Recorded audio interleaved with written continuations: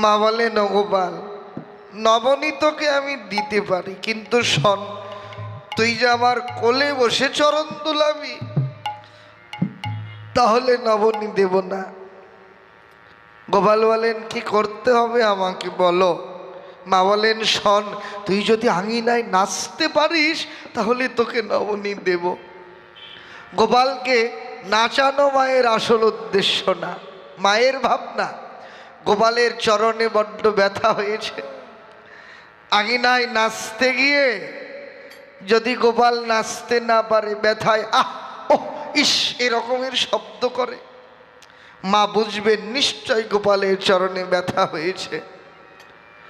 গোপাল বলেন, সত্য বলছো তো? আমি নাচলে আমাকে নবনী দেবে? মা বলেন, বলছি তো দেব। বলেন, এমনি তো হবে না, তুমি